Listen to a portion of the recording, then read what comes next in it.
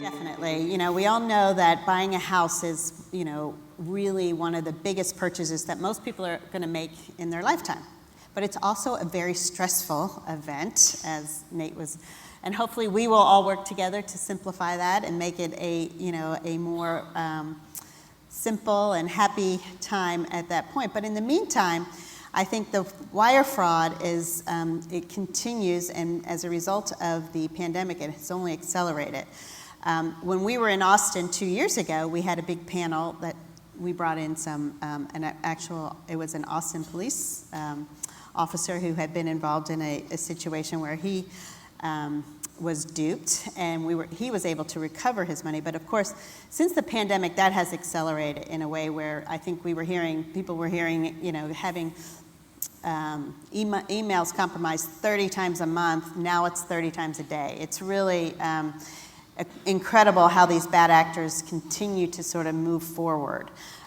So the way we have sort of approached it is really multi-pronged. Obviously, there's the consumer piece of it, and we worked very closely with a coalition called the StopWireFraudNow.org is the website, and that's really consumer focused. So we've provided a lot of information for first-time home buyers, what to look for, we've worked closely with the CFPB, and I know there's lots of different acronyms. The CFPB is the Consumer Finance Protection Board, and they have an arm where they educate consumers on these type of issues. So we've provided a lot of the content for them, and we partner with them.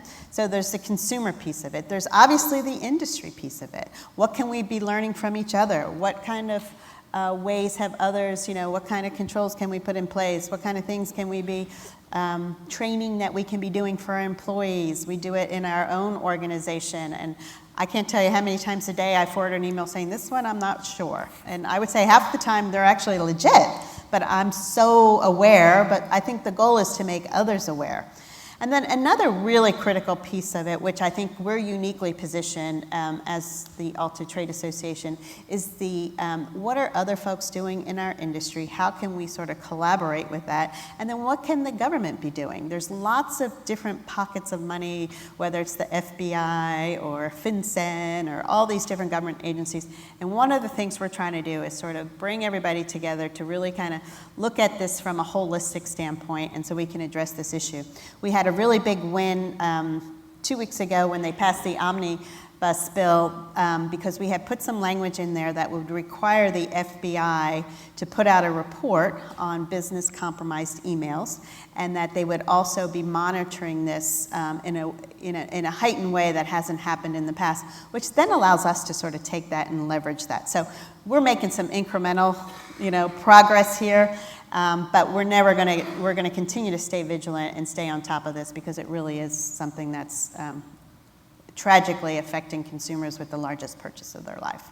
Absolutely. And are there tangible steps that the people in the audience can take today that you'd recommend to secure their customers and their businesses? Definitely. And what I would do is I'll refer you to our information and network security area on our website at alta.org. There's a whole checklist there that you can provide your employees and also your customers. Everything from, we've worked very closely with the realtors, making sure that they have secure email addresses in different ways, because every situation is so unique, and that's what is so challenging about this.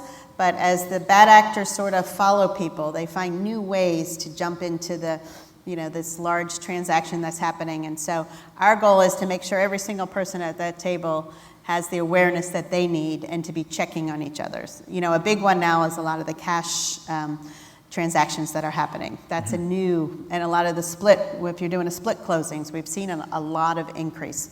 I will say there is a silver lining. There is some good news. Since we've been doing our campaign and organizing others, even though the number, I think $350 million within our industry, it's huge, it's in the billions, across the board in the financial services world. And that went up from 243 maybe in 2019. This is 2021 numbers. But the amount of victims has gone down about 1,500. So we hope that that's because we're becoming more vigilant and that we're definitely we're looking to that. We obviously want to see those numbers go further, but that's sort of a good start for us.